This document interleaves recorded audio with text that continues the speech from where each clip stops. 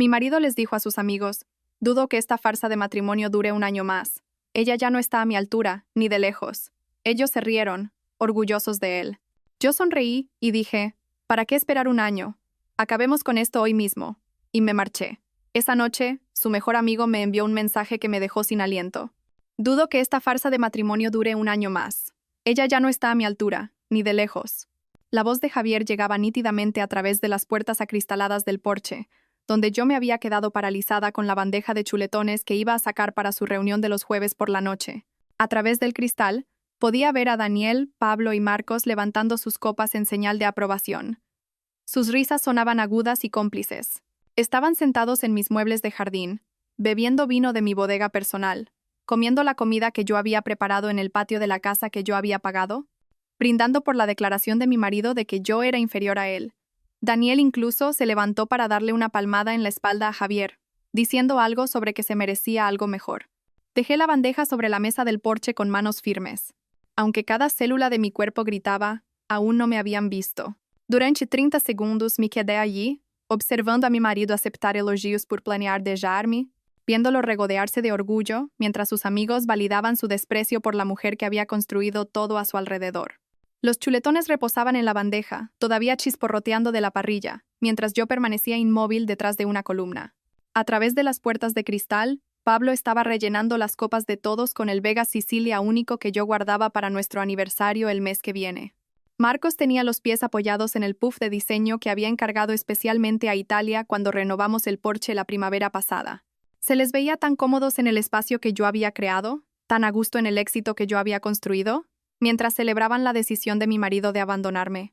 ¿Cuánto tiempo llevas sintiéndote así?, preguntó Daniel, inclinándose hacia adelante con ese tipo de interés que muestran los hombres cuando están a punto de oír un cotilleo que podrán usar más tarde. Meses, respondió Javier, agitando el vino en la copa con el gesto ensayado de quien ha aprendido de enología en videos de YouTube y no por conocimiento real. Desde que Sofía consiguió la cuenta de Industrias Ibéricas, actúa como si hubiera salvado la empresa ella sola. El ego que tiene últimamente es insoportable. La cuenta de Industrias Ibéricas, la que yo había conseguido sola mientras Javier estaba en un torneo de golf en Marbella, la que había requerido 17 reuniones, 3 rediseños de propuesta y una reestructuración completa de nuestra oferta de servicios para cerrarla. La cuenta que actualmente generaba el 40% de nuestros ingresos y que había llevado a otras 3 empresas del IBEX 35 a firmar con nosotros. Tú levantaste esa empresa de la nada, dijo Marcos, con la convicción de quien nunca ha visto un solo informe financiero. Ella solo tuvo suerte con un par de trimestres buenos. Vi a Javier asentir, aceptando esta revisión de la historia como si fuera un hecho. Como si él no hubiera estado en el paro cuando nos conocimos, como si yo no hubiera estado dirigiendo un exitoso negocio como autónoma que transformé en una agencia mientras él perseguía un proyecto fallido tras otro. La plataforma de criptomonedas que perdió 60.000 euros. El servicio de suscripción de kits de comida que nunca se lanzó. La aplicación de meditación que no pudo competir con las alternativas gratuitas. Cada fracaso había mermado nuestros ahorros. Los ahorros que yo había generado mientras él prometía que la siguiente idea sería la buena. Pablo se levantó para coger otra botella de la vinoteca que yo había instalado en la cocina exterior. Necesitas a alguien que aprecie lo que tú aportas, Javi. Alguien que entienda que ser un visionario no consiste en el trabajo pesado del día a día. Ser un visionario. Así es como Javier se definía a sí mismo en las cenas con amigos mientras yo me encargaba de la visión real de hacer crecer nuestra empresa. Él acorralaba a la gente con sus teorías sobre cómo revolucionar industrias mientras yo cerraba tratos, gestionaba al personal y respondía llamadas de clientes a medianoche. Él pontificaba sobre filosofía de liderazgo mientras yo lideraba, sobre estrategia mientras yo la ejecutaba, sobre el éxito mientras yo lo alcanzaba. Sofía ha cambiado, continuó Javier con el tono herido de alguien que ha ensayado este discurso. Antes apoyaba mis sueños, ahora solo me echa en cara las cifras, que si los ingresos, que si los márgenes de beneficio. No entiende que un negocio es más que hojas de cálculo. Daniel se rió, un sonido que resonó en el porche que yo diseñé con el paisajista. Parece que se ha convertido en una de esas ejecutivas estiradas y sin alma. Sin visión, solo ejecución. Solo ejecución. La ejecución que nos había llevado de una oficina en casa a unas instalaciones en pleno Paseo de la Castellana con 23 empleados. La ejecución que permitía a Javier conducir su BMW, vestir sus trajes de marca, jugar al golf en el club de campo y organizar estas reuniones de los jueves donde, al parecer, discutía lo bajo que yo había caído a sus ojos. Mi móvil vibró en el bolsillo. Un mensaje de Sara, nuestra desarrolladora principal. A Industrias Ibéricas les encanta la nueva propuesta de campaña. Están listos para firmar el contrato de ampliación mañana. Lo has vuelto a conseguir. Mañana. Mañana tenía la reunión más importante de la historia de nuestra empresa. Un contrato que duplicaría nuestros ingresos y nos consolidaría como un actor principal en el sector. Y aquí estaba mi marido, mi socio, el hombre cuyo nombre figuraba junto al mío en cada documento de la empresa, diciéndoles a sus amigos que nuestro matrimonio era una farsa. La cosa es, dijo Javier sirviéndose otra copa, la cuarta según mis cálculos, que lo he estado documentando todo. Cada vez que toma una decisión sin consultarme, cada vez que socava mi autoridad con el personal. Mi abogado dice que tengo un caso sólido para quedarme con al menos la mitad de la empresa, quizá más. Su abogado, Ricardo Vega, del Club de Campo, el que me dijo que solo era un compañero de pádel. Se habían estado reuniendo para hablar de la división de los bienes que yo había construido, mientras yo los estaba construyendo. «¡Qué listo!», dijo Pablo, levantando de nuevo su copa. «Tenlo todo bien atado antes de que ella se dé cuenta de lo que le viene encima». «No se lo esperará», les aseguró Javier, su confianza alimentada por el vino y el eco de la validación de sus amigos. Sofía se cree muy lista con sus presentaciones y contratos, pero no entiende el juego real que se está jugando aquí. El juego real. El juego en el que él había estado planeando destruirme mientras dormía en mi cama, comía en mi mesa y vivía de mi éxito. El juego en el que había convencido a sus amigos y probablemente a sí mismo de que yo era la afortunada en este matrimonio. Cogí la bandeja de chuletones, ya fríos hasta el punto de que necesitarían recalentarse. A través del cristal, los observé a los cuatro. Esos hombres que habían comido en mi mesa docenas de veces, que habían celebrado fiestas en mi casa, que se habían beneficiado de mi hospitalidad mientras, al parecer, creían que yo era inferior a su amigo. Las reuniones de los jueves cobraban sentido ahora. No eran partidas de póker o sesiones de estrategia, sino reuniones para planificar mi humillación. Cada semana, mientras yo trabajaba hasta tarde o viajaba por negocios, ellos habían estado reforzando las fantasías de Javier, alimentando su ego, ayudándole a construir una narrativa en la que él era la víctima del éxito de una esposa desagradecida. Empujé las puertas acristaladas con la bandeja aún en mis manos, los chuletones ahora fríos y olvidados. Las cuatro cabezas se giraron hacia mí en perfecta sincronización, sus risas muriendo a medio camino. El vaso de cristal de Javier se detuvo a medio camino de sus labios, el líquido ambarino en su interior reflejando las luces del porche que yo había colgado el verano pasado. El silencio que siguió fue tan completo que pude oír el zumbido lejano del filtro de la piscina de nuestros vecinos. «Sofía». La voz de Javier se quebró al pronunciar mi nombre, transformándose de narrador seguro a adolescente pillado infraganti en una sola sílaba. Nosotros solo estábamos... ¿Para qué esperar un año? Dejé la bandeja en una mesa auxiliar con una calma deliberada, mi voz con el mismo tono medido que usaba al despedir a proveedores incompetentes. Acabemos con esto hoy mismo. No querría que soportaras otros 12 meses casada con alguien que está tan por debajo de tu nivel. El rostro de Daniel se quedó blanco. Pablo de repente encontró la pantalla de su móvil fascinante. Marcos dio un paso atrás, casi derribando la vela de citronela que yo había encendido antes para ahuyentar a los mosquitos. Pero Javier, mi marido durante 12 años, el hombre que había prometido amarme y respetarme frente a 200 invitados, solo me miraba con la boca ligeramente abierta, sin palabras por una vez en su vida. Me di la vuelta y volví a entrar por las puertas acristaladas, dejándolos congelados en su estampa de culpabilidad.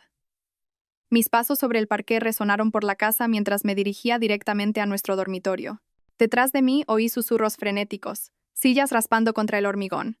El pánico de unos hombres que habían sido sorprendidos no solo cotilleando, sino conspirando. En el vestidor del dormitorio principal estaba mi juego de maletas Samsonite, un regalo que me hice a mí misma tras cerrar nuestro primer contrato de 1 millón de euros. Saqué la maleta más grande y la puse abierta sobre la cama que habíamos compartido durante 5 años en esta casa. Mis manos se movían con precisión quirúrgica, doblando las americanas que había llevado a reuniones a las que Javier no había asistido, guardando las joyas que me había comprado a mí misma tras cada hito empresarial importante, recogiendo los bolsos de diseño que representaban bonus que él había reclamado como nuestro éxito, sin haber contribuido en nada para ganarlos. Del baño, recogí mi rutina de cuidado facial, los serums y cremas caros en los que había invertido, porque cuidar de mí misma era una de las pocas cosas que podía controlar mientras gestionaba un negocio y un matrimonio con alguien que resentía mi éxito. El botiquín guardaba mis medicamentos, vitaminas, las pastillas para dormir que había necesitado con más frecuencia a medida que las reuniones de los jueves de Javier se hacían más largas y ruidosas. Oí pasos en la escalera, varios, vacilantes y descoordinados. Subían como niños que se acercan a un padre al que han decepcionado, sin saber si se enfrentarían a la ira, la decepción o algo peor, la indiferencia. Sofía, por favor, ¿podemos hablar de esto? Javier apareció en el umbral del dormitorio. Su pelo cuidadosamente peinado ahora revuelto de tanto pasarse las manos por él. Detrás, pude ver a Daniel merodeando en el pasillo, su rostro una mezcla de culpa y algo más. ¿Alivio quizás? No hay nada de qué hablar. Cerré la cremallera de mi neceser y lo metí en la maleta. Has dejado tu postura muy clara. Estoy por debajo de ti. Nuestro matrimonio es una farsa. Te has estado reuniendo con Ricardo Vega para los trámites del divorcio. ¿De qué exactamente te gustaría hablar? El color desapareció de su rostro al mencionar a Ricardo. ¿Cómo sabías lo del abogado? Saqué mi maletín del portátil del armario, el que contenía cada contraseña, cada contacto de cliente, cada pieza de propiedad intelectual que desarrollé para nuestra empresa. De la misma manera que sé de la cuenta bancaria separada que abriste en enero. De la misma manera que sé que has estado diciendo a posibles inversores que soy emocionalmente inestable y que estoy perjudicando a la empresa con mi ego. Daniel se hizo visible detrás de Javier, y algo en su expresión hizo que todo encajara. La culpa no era solo por esta noche. Era más profunda, más antigua, cargada con el peso de una traición prolongada. Fuiste tú, dije, mirando directamente a Daniel. Tú me enviaste ese mensaje anónimo hace una hora. Revisa las reuniones de los jueves de tu marido. Necesitas saber lo que está diciendo de ti. Javier se giró para encarar a su mejor amigo, su rostro contorsionado por una rabia que nunca le había visto dirigir a nadie más que a mí. Tú la avisaste. Daniel se enderezó, y por primera vez desde que lo conocía, pareció un adulto en lugar de un eterno universitario. Llevo 3 semanas enviándole capturas de pantalla, Javi. Cada mensaje de nuestro chat de grupo donde hablabas de ocultar bienes, cada discusión sobre el proyecto Luz de Gas, cada vez que presumías de cómo ibas a quitarle la mitad de todo lo que Sofía construyó mientras la pintabas a ella como la villana. Proyecto Luz de Gas. Me reí, pero sin humor. De verdad lo bautizasteis, como si fuera una operación militar en lugar de simplemente destruir la reputación de tu esposa. Pablo y Marcos habían subido sigilosamente las escaleras, atraídos por el drama que habían ayudado a crear. Se quedaron en el pasillo como actores que han olvidado sus líneas, su bravuconería anterior evaporada ante las consecuencias reales. Las reuniones de los jueves, continuó Daniel, su voz ganando fuerza, nunca fueron para jugar al póker, eran sesiones de planificación. Javi nos contaba su última estrategia para documentar tu supuesta inestabilidad.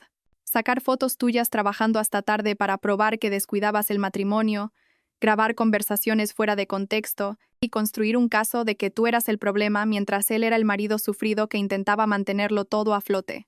Doblé mi último vestido, el rojo que llevé a la cena de Navidad de la empresa, donde Javier había dado un discurso sobre el compañerismo y el éxito compartido, mientras yo sabía que él no había contribuido en nada a las cifras trimestrales, y todos vosotros simplemente le seguisteis el juego. Pensábamos, empezó Marcos, y luego se detuvo, dándose cuenta de que no había forma aceptable de terminar esa frase. ¿Qué pensabais? Les encaré a todos. A estos hombres que habían comido en mi mesa, cuyos cumpleaños había recordado, a cuyas esposas había consolado por sus propios problemas matrimoniales. ¿Que era divertido? ¿Que estaba justificado? ¿Que merecía ser destruida por tener la audacia de tener éxito? El silencio llenó el dormitorio, pesado y sofocante. Las manos de Javier se apretaban y se relajaban a sus costados, su mandíbula trabajando mientras buscaba palabras que pudieran salvar la situación. Pero ambos sabíamos que no existían. No se podía desdecir lo que yo había oído. No se podían deshacer 3 meses de planificar mi destrucción.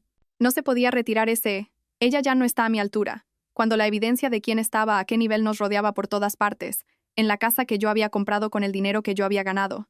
Cerré la puerta del dormitorio detrás de mí con un suave clic que sonó más fuerte que cualquier portazo. Las ruedas de mi maleta susurraban contra la alfombra del pasillo mientras pasaba junto a la pared de fotos de nuestra boda, cada marco un monumento a promesas que, aparentemente, no habían significado nada para Javier. Detrás de la puerta pude oír voces alteradas. Javier volcando su furia en Daniel, el mismo amigo al que finalmente le había surgido una conciencia después de 3 meses de complicidad. El ascensor de nuestro edificio se movía con una lentitud exasperante, dándome demasiado tiempo para pensar en lo que estaba dejando atrás. No solo la casa o el matrimonio, sino la versión de mí misma que había creído que el amor significaba un compromiso sin fin, que había minimizado sus propios logros para proteger un ego frágil, que había pagado las facturas mientras fingía no notar que su marido conspiraba para su caída con sus secuaces de los jueves por la noche. El Hotel Eurostars Madrid Torre brillaba contra el cielo del atardecer, su fachada de cristal reflejando la ciudad que yo había conquistado, cliente a cliente, mientras Javier jugaba a ser empresario. Crucé el vestíbulo con los hombros rectos, negándome a parecer una mujer que huye de su hogar. La recepcionista, una joven de ojos amables y sonrisa profesional, no hizo preguntas cuando solicité una suite ejecutiva para una semana, pagando con la tarjeta de crédito que Javier no sabía que existía. Mi fondo de emergencia, construido con bonus que nunca había mencionado porque había aprendido hace años que la independencia financiera era oxígeno en un matrimonio asfixiante. La suite en la planta 23 tenía vistas al distrito financiero, donde mañana todavía tendría que enfrentarme a los directivos de Industrias Ibéricas, fingiendo que mi vida no acababa de implosionar. Unos ventanales de suelo a techo enmarcaban las luces de la ciudad que comenzaban a titilar mientras la noche caía sobre la capital. El espacio era estéril y perfecto, sin recuerdos incrustados en los muebles, sin fantasmas de tiempos mejores acechando en las esquinas, sin rastro de whisky de 18 años ni de risas falsas. Mi móvil había estado vibrando continuamente desde que salí de casa. El nombre de Javier aparecía una y otra vez en la pantalla, los mensajes progresando a través de etapas predecibles. Primero la ira. Estás siendo una dramática. Vuelve aquí ahora mismo. Luego, la manipulación. Lo has entendido todo mal. Tenemos que hablar. La falsa disculpa. No lo dije con esa intención. Y, finalmente, las amenazas. Estás destruyendo nuestra empresa con este numerito. Los inversores se retirarán si se enteran de esto.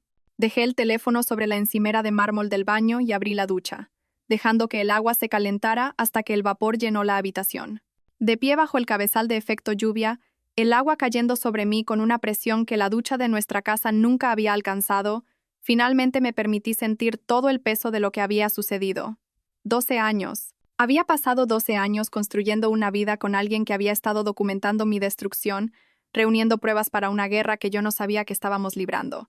Las lágrimas llegaron entonces, mezclándose con el agua de la ducha, mis sollozos resonando en las paredes de mármol donde nadie podía oírlos. Me quedé bajo el agua hasta que se enfrió, hasta que mi piel se arrugó y mis ojos se hincharon, hasta que había llorado no solo la traición, sino la humillación de no haberlo visto antes. Todas esas noches de jueves en las que había preparado comida para sus reuniones, todas esas mañanas en las que lo había besado de despedida antes de ir a reuniones que él decía apoyar, todas esas presentaciones en las que se había puesto a mi lado, llevándose el mérito por un trabajo que nunca había hecho. Había estado actuando en una obra de teatro donde todos conocían el final excepto yo.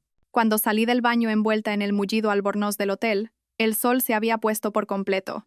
La ciudad a mis pies se veía diferente desde esta altura, más pequeña, manejable, como un problema que podía resolverse con la estrategia adecuada.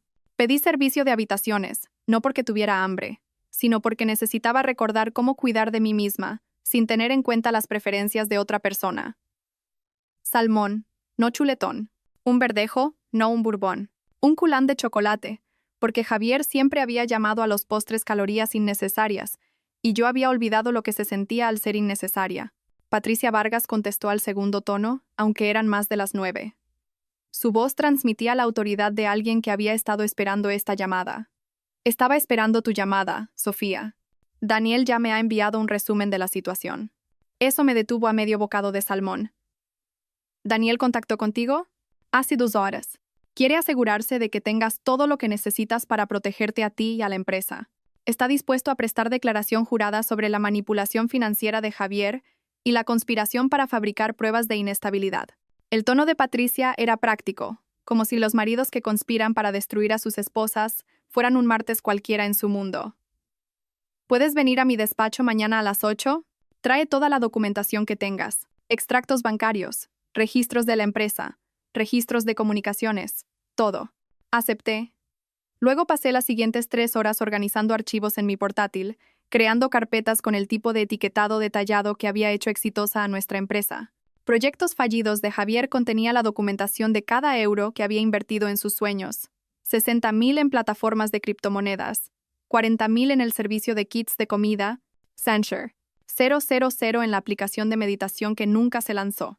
Aportaciones a la empresa guardaba cada contrato que había negociado, cada cliente que había conseguido cada noche que había trabajado hasta tarde mientras la oficina de Javier permanecía a oscuras. Manipulación financiera pronto contendría lo que fuera que Daniel estuviera a punto de entregar. A medianoche, un golpe en mi puerta me hizo sobresaltarme. A través de la mirilla, vi a Daniel de pie en el pasillo, pareciendo más pequeño de lo que nunca lo había visto, sosteniendo 3 cajas de archivo apiladas en sus brazos. Su habitual arrogancia había desaparecido, reemplazada por algo que parecía una vergüenza genuina. Abrí la puerta sin hablar, haciéndome a un lado para dejarlo entrar.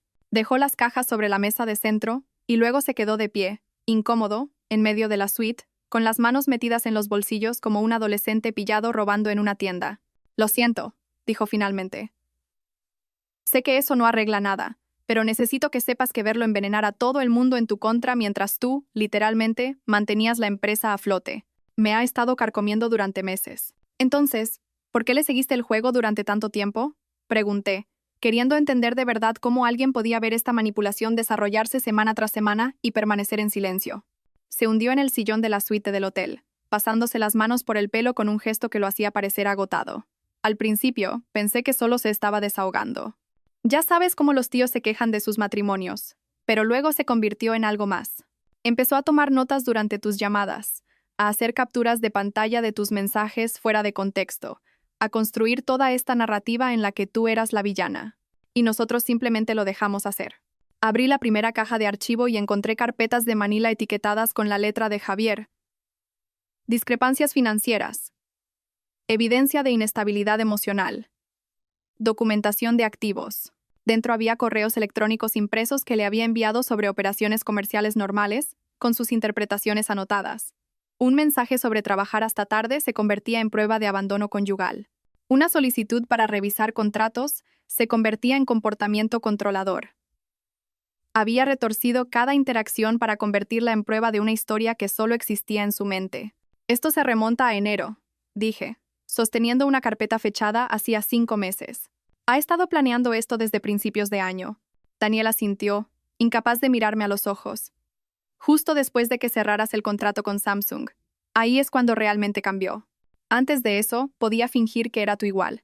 Pero ese acuerdo dejó claro quién llevaba las riendas de verdad. Su ego no pudo soportarlo». La segunda caja contenía algo peor. Fotografías. Fotos mías en mi escritorio a las 10 de la noche, tomadas a través de la ventana de la oficina.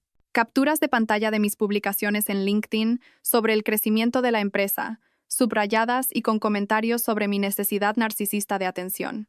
Incluso fotos de la cena de cumpleaños de mi hermana Clara, donde aparentemente mis 2 copas de vino eran evidencia de un problema con la bebida. «Nos pidió que colaboráramos», continuó Daniel, su voz apenas un susurro. «Se suponía que Pablo debía informar si te veía almorzando con algún cliente masculino. Marcos rastreaba tus redes sociales en busca de cualquier cosa que pudiera ser tergiversada. A mí me asignó vigilar tu relación con el personal, buscando cualquier señal de lo que Javier llamaba límites profesionales inapropiados. La tercera caja era la más dañina, registros financieros, pero no solo los nuestros. Javier había estado creando una empresa pantalla, registrando una SL en un paraíso fiscal, incluso contactando a nuestros clientes con un nuevo proyecto que lanzaría pronto. El nombre en los papeles era Soluciones Estratégicas Ibéricas, deliberadamente similar al de nuestra empresa, Innovaciones Digitales Ibéricas. Lo suficientemente cerca como para confundir a los clientes, pero lo suficientemente diferente como para alegar coincidencia. Mi teléfono vibró con un mensaje de Sara. «Urgente. Javier acaba de enviar un correo a todo el personal afirmando que estás teniendo una crisis de salud mental y que él asume el control temporal de las operaciones. ¿Qué hago?». Le mostré el mensaje a Daniel. Su rostro palideció. «Está escalando la situación más rápido de lo que pensábamos». Llamé a Patricia de inmediato, poniéndola en altavoz. «Javier acaba de enviar un correo a toda la empresa diciendo que tengo una crisis de salud mental». «Reenvíamelo inmediatamente», dijo Patricia, su voz afilada y concentrada. «Voy a solicitar una orden de alejamiento de emergencia ahora mismo. Esto entra en el terreno de la difamación y el posible fraude». «Daniel, ¿estás ahí?». «Sí», respondió él, enderezándose en su silla. «Necesito que me envíes todo lo que tengas sobre ese supuesto proyecto Luz de Gas de inmediato. Cada mensaje, cada nota de reunión, cada pizca de evidencia. Sofía, no respondas a ese correo. No contactes a tu personal directamente todavía. Déjame manejar esto legalmente primero». Después de que Patricia colgara, Daniel y yo trabajamos en silencio, organizando documentos, creando copias digitales, construyendo el caso que protegería no solo mi empresa, sino mi reputación. A las 2 de la madrugada, finalmente hizo la pregunta que yo temía. ¿Me odias por no haber hablado antes? Consideré mentir, ofrecer un perdón que aún no sentía, pero ya estaba harta de la deshonestidad cortés. No sé lo que siento por ti, Daniel. Viste a mi marido planear mi destrucción durante meses. Participaste en ello. El hecho de que finalmente te creciera una conciencia no borra eso. Él asintió, aceptando el juicio. Por si sirve de algo, Clara amenazó con dejarme si no lo contaba. Dijo que si yo podía ver cómo te pasaba esto a ti, nunca podría confiar en que no se lo hiciera a ella algún día. Mujer lista, dije, y lo decía en serio. Clara había visto lo que yo había pasado por alto, que alguien que podía participar en este nivel de engaño era capaz de cualquier cosa. Mi teléfono sonó a las 3 de la madrugada, un número que no reconocí. En contra de mi buen juicio, contesté. Sofía, soy Laura, la mujer de Pablo. Su voz temblaba, como si hubiera estado llorando. Acabo de enterarme de lo que han estado haciendo. Pablo llegó borracho de tu casa esta noche. Me lo contó todo. Estoy asqueada. Quiero que sepas que tengo grabaciones. ¿Grabaciones? Pablo volvía a casa de esas noches de los jueves y presumía de lo que discutían. Creía que era divertido ver a Javier planear este elaborado montaje. Empecé a grabarlo después de la tercera semana porque algo no me cuadraba. Tengo horas de él describiendo sus planes, riéndose de cómo no tenías ni idea de lo que se te venía encima. Otra aliada, surgida de un rincón inesperado. ¿Puedes enviárselas a mi abogada? Ya las he subido a la nube. Te enviaré el enlace. Sofía, yo también voy a pedir el divorcio. Si Pablo pudo participar en algo tan cruel, ¿de qué más es capaz? ¿Qué me haría a mí si alguna vez ganara más que él o le hiciera sentir pequeño? Después de que Laura colgara, me quedé de pie junto a la ventana, observando la ciudad dormir a mis pies. En algún lugar, Javier probablemente estaría paseándose por nuestra casa, dándose cuenta de que su plan cuidadosamente construido se estaba desmoronando. Sus amigos se estaban volviendo en su contra. Su abogado vería las pruebas y le aconsejaría rendirse. El personal que intentó manipular elegiría a la persona que realmente había construido sus carreras. Daniel se preparó para irse a las 4 de la mañana, recogiendo su abrigo con movimientos que parecían dolerle. En la puerta, se giró una última vez. Lo irónico es que Javier nunca estuvo por debajo de tu nivel, Sofía. Le habría sostenido para siempre si tan solo hubiera estado agradecido en lugar de resentido. Le querías lo suficiente como para hacerlo tú igual, incluso cuando no lo era. Eso es lo que nunca entendió. Cerré la puerta detrás de Daniel y me quedé sola en mi suite de hotel, viendo cómo el sol comenzaba a salir sobre la ciudad. 4 horas de sueño tendrían que ser suficientes. La reunión con los inversores de hoy determinaría no solo el futuro de mi empresa, sino si la narrativa cuidadosamente elaborada por Javier colapsaría bajo el peso de la evidencia. Me duché rápidamente. Elegí mi traje negro más elegante, el que había llevado al cerrar el trato con Samsung, y me maquillé para ocultar el agotamiento que amenazaba con traslucirse. Patricia llamó mientras salía del hotel. La orden judicial de emergencia ha sido aprobada. Javier tiene legalmente prohibido acceder a las cuentas de la empresa o tomar cualquier decisión operativa sin la aprobación del consejo. ¿Recibirá la notificación esta mañana? Probablemente justo antes de la reunión. Se va a poner furioso. Que lo esté. La ira hace que la gente cometa errores. También he enviado el paquete de pruebas a cada miembro del consejo individualmente. Habrán tenido tiempo de revisarlo antes de que os reunáis todos. El edificio de oficinas se alzaba contra el cielo matutino como un monumento a todo lo que había construido. Llegué a las 6 de la mañana, usando mi tarjeta para entrar por el acceso ejecutivo. El edificio estaba casi vacío, solo la seguridad y el equipo de limpieza nocturno, que asintieron al reconocerme. Me habían visto allí a todas horas a lo largo de los años, a diferencia de Javier, cuya tarjeta rara vez registraba actividad antes de las 10 de la mañana. Daniel ya estaba en la sala de juntas, organizando documentos impresos con precisión metódica. Se había cambiado de ropa, pero tampoco había dormido. A juzgar por las tazas de café que ya se acumulaban en la mesa auxiliar. Trabajamos sin hablar al principio, creando estaciones de evidencia por la sala. Registros financieros en un extremo, testimonios de clientes en otro. La documentación del proyecto Luz de Gas destacada en un lugar donde Javier tendría que enfrentarse a ella. Intentará presentar esto como una disputa matrimonial que no debería afectar al negocio, dijo Daniel, ajustando la pantalla de proyección. Ese será su primer movimiento. Hacerlo personal, no profesional. Y cuando lo haga, Es cuando muestras la diapositiva 17, los documentos de registro de su SL competidora. Nada dice traición profesional, como intentar robar a tus propios clientes mientras sigues cobrando un sueldo. Sara llegó a las 8 de la mañana con su portátil y una expresión sombría. La mitad del personal está lista para testificar si es necesario. La otra mitad está actualizando sus currículums por si esto sale mal. No saldrá mal, dije con más confianza de la que sentía. Al menos, no para ellos. Los miembros del consejo comenzaron a llegar a las 9:30. Margarita Chen fue la primera, su expresión indescifrable mientras me saludaba con la cabeza antes de tomar asiento. Jaime Herrero, de nuestra cuenta de cliente más grande, técnicamente no era miembro del consejo, pero fue invitado dada la participación de su empresa en nuestra estabilidad. Otros dos inversores, Roberto Kim y David Acosta, ambos habían cuestionado las contribuciones de Javier en reuniones anteriores, solo para ser recibidos con sus evasivas y mis intervenciones diplomáticas. A las 9:55, Patricia entró y se sentó a mi lado. Su presencia era una clara señal de que esto ya no era solo una discusión de negocios. Las implicaciones legales flotaban en el aire como una amenaza. Exactamente a las 10, entró Javier. Llevaba el traje de Tom Ford que le había comprado para nuestro 10º aniversario, el que había usado para aceptar un premio de la industria por un trabajo que yo había hecho mientras él estaba en Cabo. Su colonia le precedía, el mismo aroma caro que había llevado a cada reunión en la que se había atribuido mis logros. Se detuvo al ver la configuración de la sala. Daniel a mi lado en lugar de con él, la presencia de Patricia, las expresiones serias del consejo. Sus ojos encontraron los de Daniel. Y la mirada que se cruzaron podría haber congelado el fuego. Daniel no se inmutó, aunque vi que apretaba la mandíbula. Javier se recuperó rápidamente. Su sonrisa de vendedor se deslizó en su lugar mientras tomaba asiento. Agradezco que todos se hayan reunido con tan poca antelación, comenzó Javier, sacando unas tarjetas que obviamente había preparado. Sé que ha habido preocupaciones sobre las recientes interrupciones en nuestra estructura de liderazgo. Quiero asegurarles que, a pesar del actual estado emocional de mi esposa, te voy a parar ahí mismo, interrumpió Margarita Chen, su voz cortando su actuación como una cuchilla. Hemos revisado la documentación proporcionada por la asesoría legal de la SRA, Ibáñez. Tus afirmaciones sobre su estado mental parecen no solo infundadas, sino deliberadamente fabricadas. La sonrisa de Javier vaciló.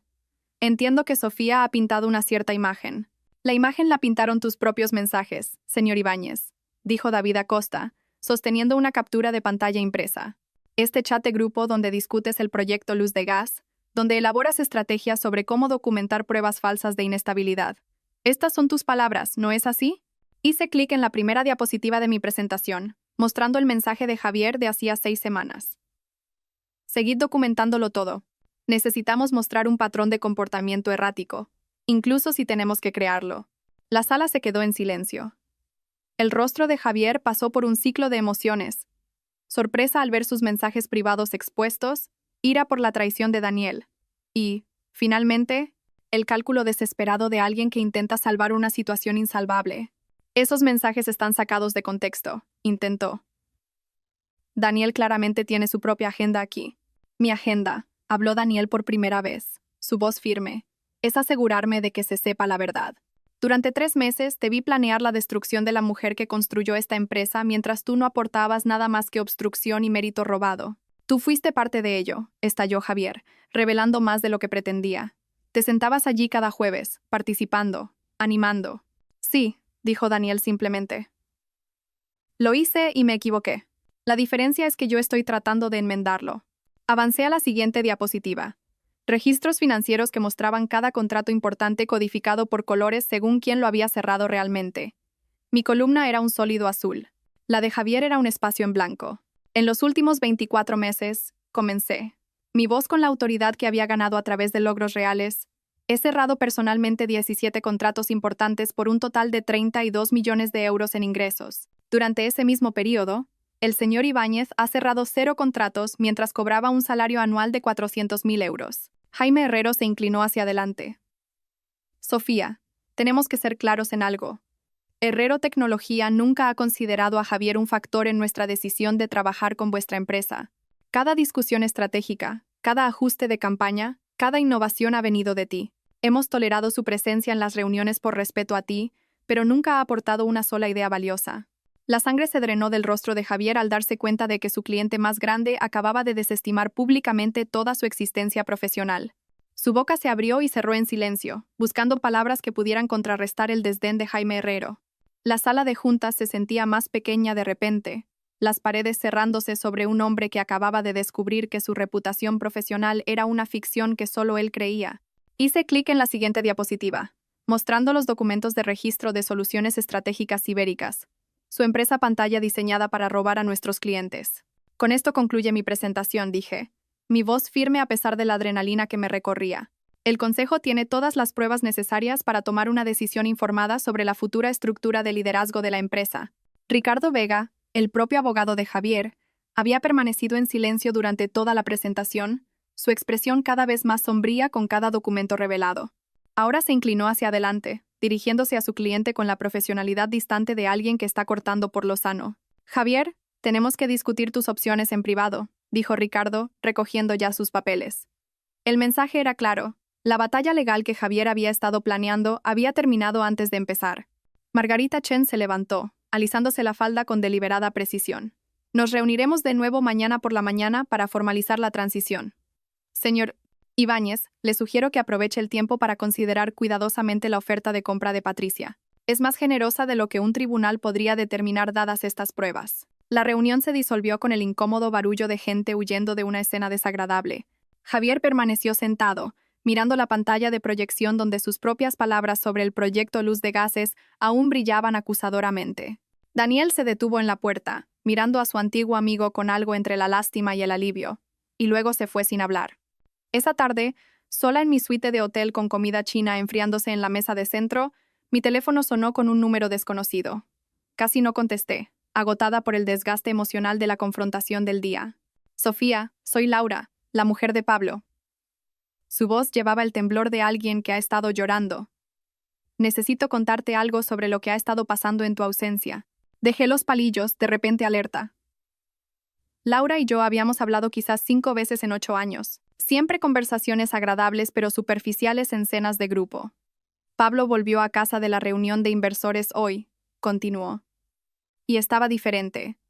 Me contó todo sobre lo que te habían estado haciendo. Pero, Sofía, es peor de lo que crees. Javier les había estado entrenando a todos sobre cómo manejar a sus esposas. Lo llamaba mantener el marco y gestión estratégica de relaciones. Se me revolvió el estómago. ¿Qué quieres decir con entrenándoles?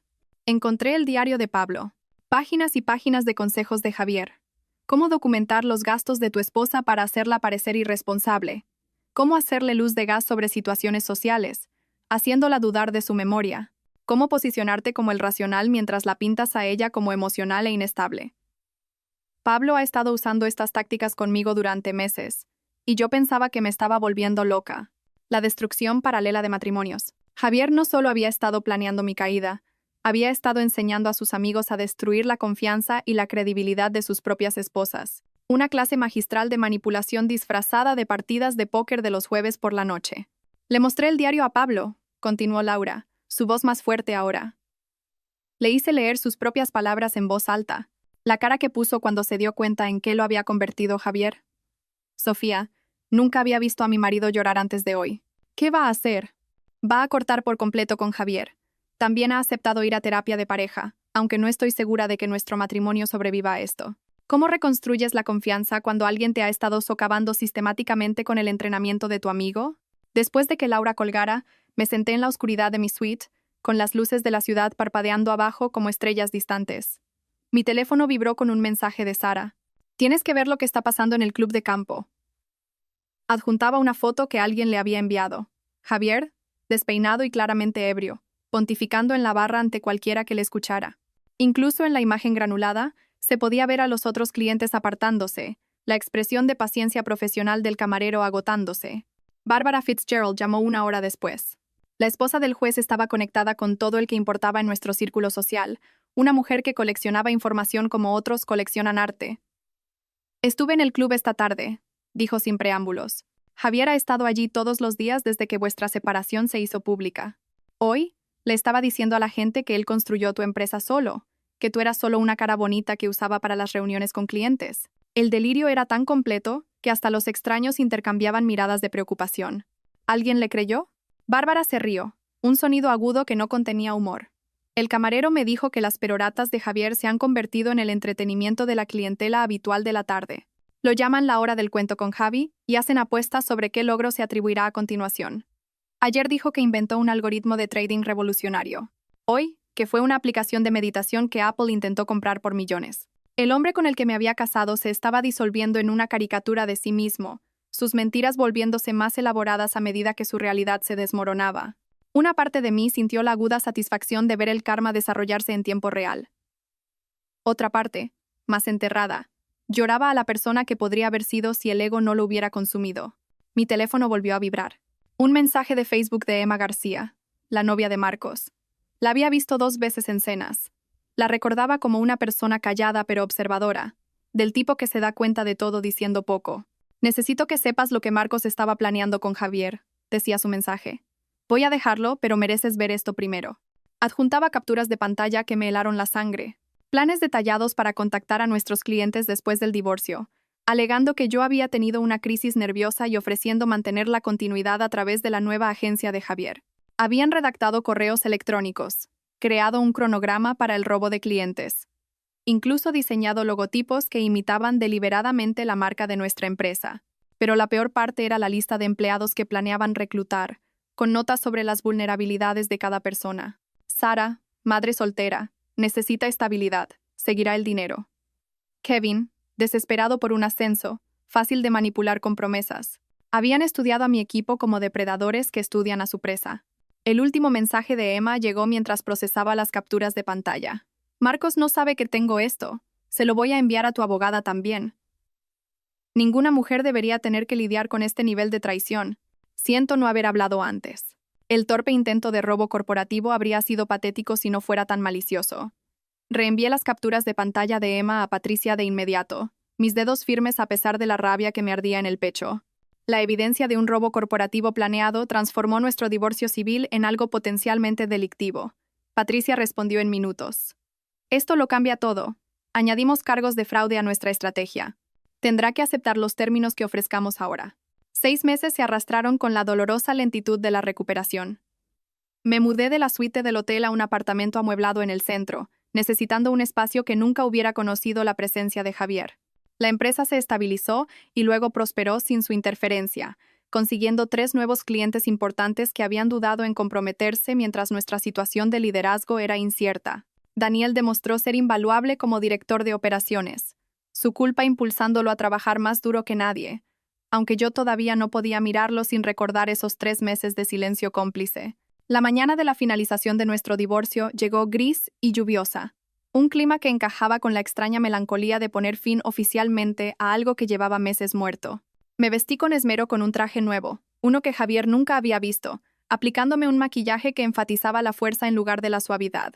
Patricia me recibió en el vestíbulo de su edificio, su expresión profesionalmente neutra, pero su mano apretó brevemente mi hombro en señal de apoyo.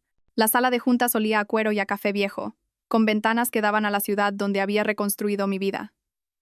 Javier ya estaba allí cuando entramos, y la transformación me detuvo en seco. El hombre que una vez se pavoneaba por la vida en trajes de Tom Ford ahora llevaba una camisa básica de Zara, arrugada en los codos. Su rostro se había afinado dramáticamente, 20 kilos menos junto con sus delirios de grandeza. El BMW que había amado más que a nuestro matrimonio había sido reemplazado por un Honda de una década, según el investigador de Patricia. Sus manos temblaban al sostener el bolígrafo. Su abogado, el tercero que había contratado después de que Ricardo lo dejara y el segundo renunciara, parecía recién salido de la Facultad de Derecho, probablemente trabajando por una fracción de lo que Ricardo había cobrado. El joven no dejaba de consultar sus notas, claramente abrumado por la presencia de Patricia y la montaña de pruebas que habíamos recopilado. Los términos se mantienen como se discutió, dijo Patricia, deslizando el acuerdo final sobre la mesa. Las RA. Ibáñez conserva la propiedad total de Innovaciones Digitales Ibéricas, toda la propiedad intelectual asociada, la casa y todas las cuentas de inversión. El señor Ibáñez recibe sus efectos personales, las carteras de criptomonedas de sus empresas fallidas y el reloj de su abuelo. Sin pensión compensatoria, sin futuras reclamaciones sobre el negocio. La cláusula de no competencia se mantiene durante 5 años en el sector del marketing digital. La firma de Javier parecía el garabato de un niño, Nada que ver con la rúbrica segura que una vez usó en contratos que no había ganado. No pudo mirarme a los ojos, mirando en su lugar la mesa donde sus sueños de robar la mitad de mi imperio habían muerto. Cuando finalmente habló, su voz fue apenas un susurro. Sé que no me vas a creer, pero lo siento. Lo miré de verdad, a este cascarón vacío del hombre que una vez me había seducido con falsa confianza y sueños prestados. Tienes razón, dije en voz baja.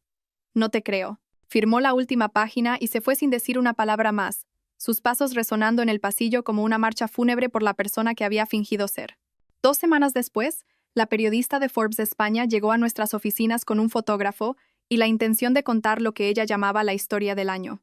Catalina Wells era perspicaz y directa, el tipo de reportera que veía más allá de las presentaciones superficiales para encontrar verdades más profundas. No quería oír hablar de proyecciones trimestrales o estrategias de mercado. Quería la verdad cruda sobre descubrir la traición y transformarla en combustible para el éxito. «Háblame de la noche en que te enteraste», dijo, su grabadora colocada entre nosotras en la mesa de juntas donde Javier una vez se había atribuido mis logros. Se lo conté todo. La reunión de los jueves en la que me quedé de pie sosteniendo chuletones mientras mi marido llamaba farsa a nuestro matrimonio. La conciencia de Daniel despertando finalmente después de 3 meses de complicidad. Los documentos del proyecto Luz de Gas que revelaron una planificación sistemática para destruir mi reputación. La forma en que mi equipo se había unido a mi alrededor mientras los amigos de Javier lo abandonaban uno por uno. Lo que me sorprende, dijo Catalina, tomando notas en una taquigrafía que no pude leer, es que no buscaste venganza. Simplemente revelaste la verdad y dejaste que las consecuencias se desarrollaran de forma natural. La mejor venganza es construir algo tan exitoso que la persona que intentó destruirte se vuelve irrelevante, respondí. Javier pensaba que yo estaba por debajo de su nivel. Ahora él está trabajando en una startup en Zaragoza mientras yo dirijo una empresa valorada en 12 millones de euros. El universo tiene su propio sentido de la justicia. Su artículo se publicaría con el titular: Cómo Sofía Ibáñez construyó un imperio digital mientras se divorciaba de un lastre, y llegó a 2 millones de lectores en su primera semana. Mi bandeja de entrada se inundó de mensajes de mujeres compartiendo historias similares, agradeciéndome por mostrarles cómo era la supervivencia cuando se transformaba en éxito. Un mes después de finalizar el divorcio, llegó una carta escrita a mano a la oficina, reenviada desde una dirección en Zaragoza. La letra de Javier, temblorosa ahora donde una vez fue segura, llenaba 3 páginas con lo que él probablemente pensaba que era una disculpa. Pero incluso en su intento de remordimiento, el delirio persistía. Escribió sobre nuestro éxito, sobre cómo él había ayudado a construir la empresa, sobre ser una víctima de las circunstancias en lugar del arquitecto de su propia destrucción. De hecho, sugirió que tal vez, una vez que las emociones se hubieran enfriado, podríamos discutir que él fuera consultor para la empresa. Su experiencia, afirmó, aún podría agregar valor. Archivé la carta en una carpeta marcada como evidencia, dividido por cerrado, y la guardé en el cajón inferior de mi escritorio. No porque la necesitara más, sino como un recordatorio de que algunas personas pueden pararse en las ruinas de su propia creación y seguir creyendo que son el héroe de la historia. La fiesta de Navidad de la empresa ese año tuvo lugar en La Trattoria, el restaurante italiano donde Javier solía entretener a clientes que no había ganado.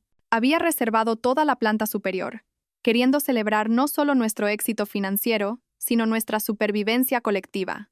Sara lo había organizado todo a la perfección, desde la selección de vinos hasta la disposición de los asientos que mantenía a los empleados más habladores estratégicamente separados. Cuando la cena terminaba y el vino soltaba las lenguas, Sara se levantó para hacer un brindis. Esperaba algo sobre las cifras trimestrales o las victorias de clientes. En cambio, levantó su copa con lágrimas en los ojos.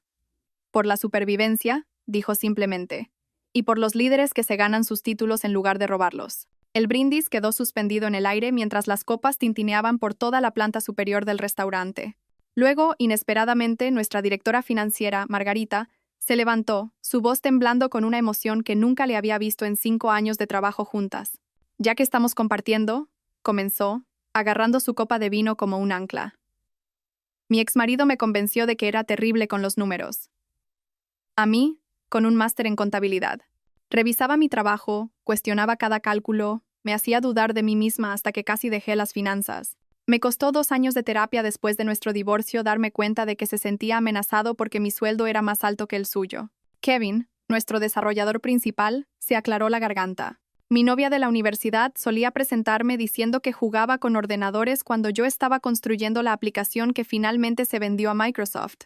Decía que los trabajos de verdad requerían llevar traje. Las historias brotaron como agua a través de una presa rota. Cada persona en esa sala había sido menospreciada por alguien que decía amarla. Ya no éramos solo colegas, éramos supervivientes de la misma guerra librada en diferentes campos de batalla. La velada se transformó de una celebración corporativa en algo más profundo. Un reconocimiento de que el comportamiento de Javier no era único, solo otro verso en una vieja y cansada canción que demasiados de nosotros habíamos sido forzados a escuchar. 11 meses después, la invitación llegó en cartulina color crema con letras doradas. La boda de Daniel y Clara. Dudé en asistir, la herida de su complicidad aún sensible a pesar de su ayuda final. Pero Clara había llamado personalmente, su voz cálida y genuina. «Nos salvaste a los dos», había dicho. A Daniel de convertirse en alguien a quien no podría amar, y a mí de casarme con esa persona. La ceremonia tuvo lugar en un viñedo a las afueras de la ciudad. Hileras de uvas se extendían hacia montañas pintadas de púrpura por el sol poniente.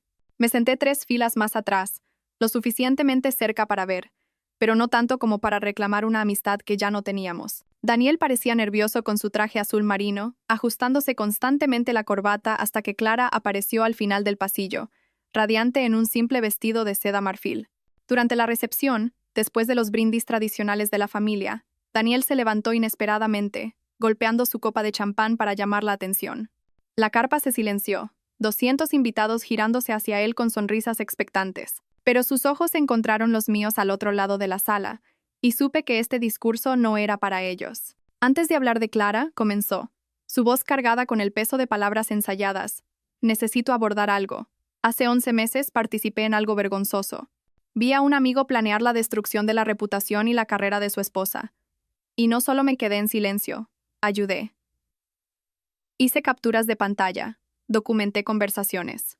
Fomenté los delirios de un hombre porque era más fácil que enfrentar la verdad. El silencio en la carpa se volvió absoluto. Clara estaba a su lado, su mano en su brazo, su expresión orgullosa en lugar de avergonzada. Sofía Ibáñez está aquí esta noche, continuó Daniel, y las cabezas giraron para encontrarme. Ella construyó un imperio mientras su marido planeaba su caída. Mostró gracia cuando finalmente encontré mi conciencia en el último momento. Pero la verdadera heroína de esta historia es mi esposa, Clara, quien me dijo esa noche que si no avisaba a Sofía de inmediato, me dejaría. Me dijo, y nunca lo olvidaré. Si puedes ver cómo le pasa esto a ella, ¿cómo sé que no me lo harás a mí algún día? Los aplausos comenzaron lentamente, luego crecieron hasta convertirse en algo atronador. Clara besó la mejilla de Daniel. Le susurró algo que lo hizo sonreír, y yo levanté mi copa en reconocimiento de una disculpa que no esperaba, pero que de alguna manera necesitaba. Más tarde, mientras la banda tocaba y las parejas bailaban bajo las guirnaldas de luces, Clara me encontró en la barra. Se tortura por esos 3 meses, dijo en voz baja. A veces se despierta preguntándose qué habría pasado si hubiera hablado antes. Lo que pasó, pasó, respondí, y lo decía en serio. Todos llegamos a donde teníamos que estar. 3 semanas después, planificar la fiesta del 70 cumpleaños de mi madre se convirtió en mi enfoque. La coordinadora de eventos del club de campo, la misma mujer que se había encargado de la fiesta de aniversario de Javier y mía 2 años atrás, no mencionó la ironía mientras seleccionábamos menús y arreglos florales. El gran salón albergaría 80 invitados, 3 generaciones de mujeres de la familia y las personas que nos habían apoyado en triunfos y desastres. La noche de la fiesta, mamá estaba en el centro de la sala con un elegante vestido azul marino, rodeada de sus hermanas, mis primas, mi sobrina adolescente Lidia, que acababa de ganar un concurso de programación. Mirándolas, vi la evolución de nuestra familia. La generación de mi abuela, a quienes se les dijo que estuvieran agradecidas por cualquier oportunidad. La generación de mi madre, que trabajó el doble de duro por la mitad del reconocimiento. Mi generación, luchando por la igualdad mientras hacía malabares con la tradición. Y la generación de Lidia, que simplemente esperaba la justicia como su derecho de nacimiento. Mamá me llevó a un lado cerca de la mesa de postres, el champán haciendo la más honesta de lo habitual. Lo vi, ¿sabes?, dijo en voz baja. Cómo Javier menospreciaba tus logros, se atribuía el mérito de tu trabajo. Debería haber dicho algo. ¿Por qué no lo hiciste? Miró al otro lado de la sala a mi padre, firme y solidario después de 45 años. A mi generación se le enseñó que el matrimonio era privado, que la interferencia causaba más daño que ayuda. Me equivoqué. Viéndote reconstruir, viéndote prosperar, Debería haber hablado cuando empezó a menospreciarte. Puede que no te hubiera escuchado, admití. A veces necesitamos descubrir la verdad por nosotros mismos. Un martes por la tarde, 3 semanas después de la fiesta de mamá, estaba seleccionando aceite de oliva en el Corte Inglés cuando lo vi. Javier estaba en el pasillo de la pasta, comparando precios de marcas blancas con la concentración de alguien que cuenta cada euro. Su camisa de Zara había visto días mejores, el bajo de sus pantalones ligeramente deshilachado. La alianza que había puesto en su dedo hacía años ya no estaba, dejando una marca pálida en su piel. Levantó la vista, nuestros ojos se encontraron a través de 5 metros de productos ecológicos y promesas rotas. Por un momento, comenzó a moverse hacia mí, su boca abriéndose como para hablar. Pero algo en mi expresión no odio, no ira, solo completa indiferencia lo detuvo a medio paso. Lo miré como si fuera transparente y luego volví a examinar las etiquetas del aceite de oliva. Abandonó su carro medio lleno en el pasillo y caminó rápidamente hacia la salida, con los hombros encorvados como alguien que huye de la escena de un crimen. Continué con mi compra, añadiendo productos para la cena que organizaba ese fin de semana para posibles inversores en mi segunda empresa. Una aventura sobre la que Javier leería en las revistas de negocios que ya no podía permitirse.